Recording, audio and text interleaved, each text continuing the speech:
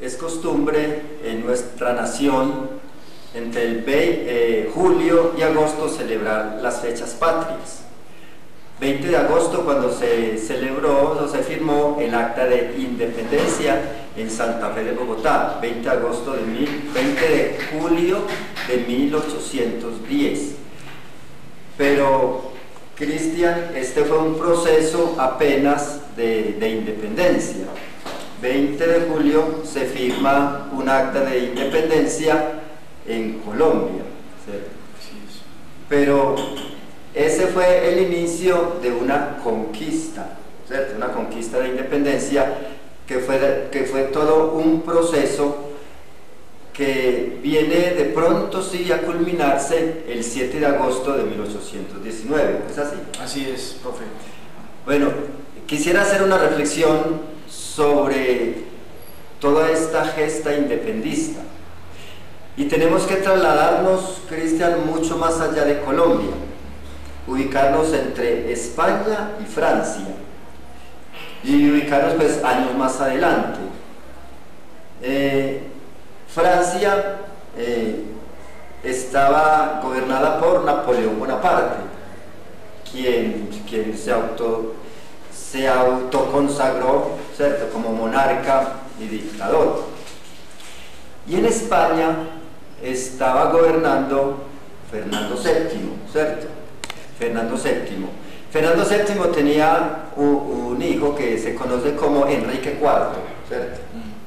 Entonces Napoleón Bonaparte se convence a Enrique IV, hijo de Fernando VII, rey de España, lo conquista para él y lo convence para que le entregue a España, o sea, que le pidiera permiso al papá para ir cruzar por España para que no pueda apoderarse.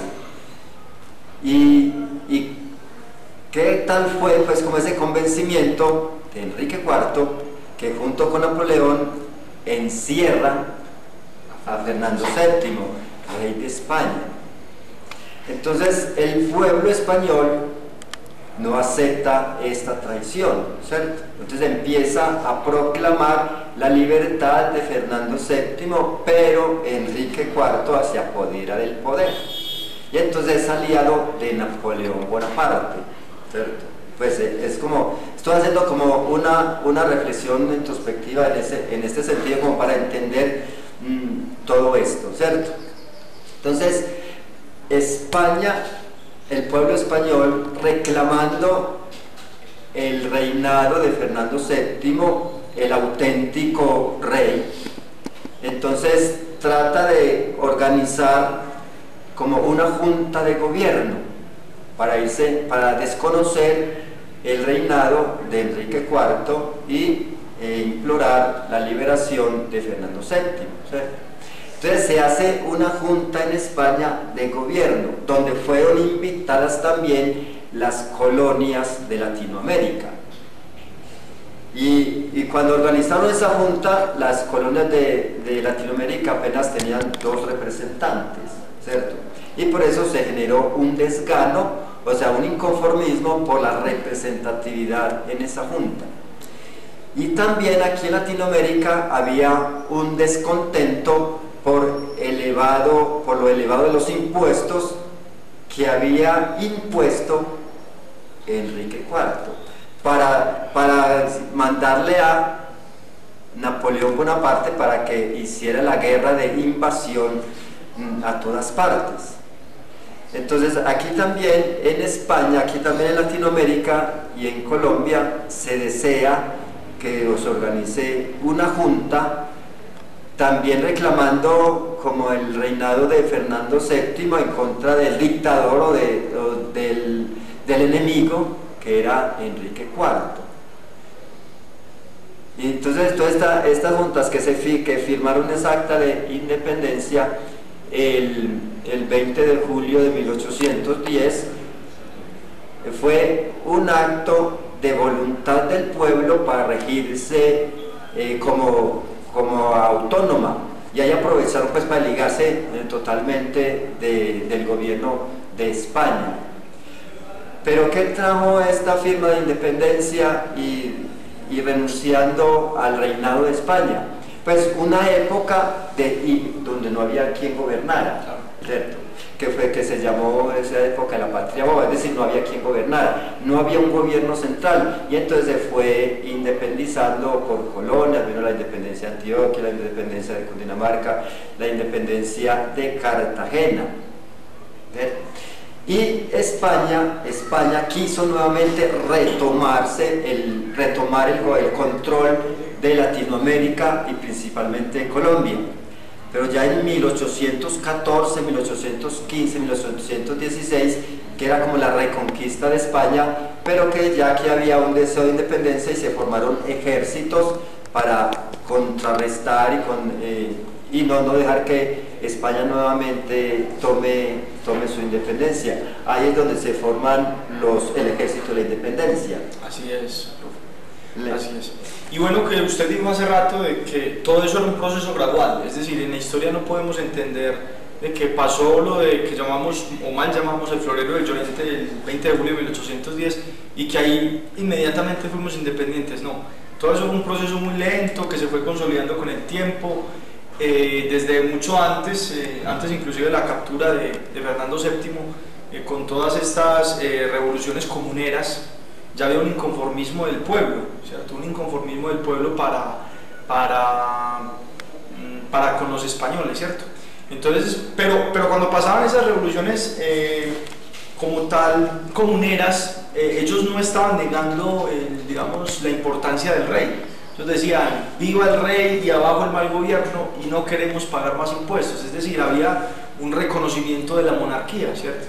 Pero ya después con la captura de Fernando VII es lo que se conoce como ese vacío de poder. Existe ese vacío de poder que hace que no haya un control fuerte sobre las colonias americanas. Y aquí también se firma el acto de independencia y se genera un vacío de poder. Claro, también. Un vacío de poder, ¿quién gobierna? ¿Quién gobierna quién? Exactamente, o sea, nos encontramos ante lo que habíamos llamado la patria boba, esa situación en la que nosotros, como no teníamos experiencia republicana, ¿cierto? Monárquica, no tenemos una tradición de gobernantes, entonces obviamente eso generó como ese misterio de quién sabía realmente gobernar, ¿cierto? Bueno, y vamos a hablar así como rápidamente por la brevedad del tiempo del ejército que se fue formando en 1814 con Simón Bolívar y que llega precisamente. Simón Bolívar viene de batallar con Napoleón en Francia. O sea, viene del ejército de Francia, viene a Venezuela y allí fracasa como militar, pero viene a Colombia y aquí se le entrega la autonomía de formar el batallón de independencia. Y en 1814 se le une nada menos que José María Córdoba, un joven con ese espíritu batallador. Y empieza con él a forjarse un ejército fuerte, que es donde llega hasta el triunfo del 7 de agosto de 1819. Sí, que esa batalla fue ya la independencia, podríamos decirlo así, definitiva de Colombia, que es la que realmente festejamos como fecha patria el 7 de agosto, ¿cierto? El 7 de agosto de cada año, con la batalla de Boyacá. Cristian, trato de entender aquí un poquito, ¿verdad? En 1816 se da como la reconquista de España. Entonces España no era con Fernando VII, sino con el otro, ¿cierto? Con él. Y entonces nombra a espaldas del pueblo, nombra también virreyes, ¿cierto? Sí. Entonces donde viene a tratar de controlar acá en Colombia el virrey Sámano, ¿cierto? Sámano, que fue el vencido el 7 de agosto de 1819. Entonces se nombra un rey para tratar y no se reconoce. Entonces España también organiza un ejército para proteger al virrey.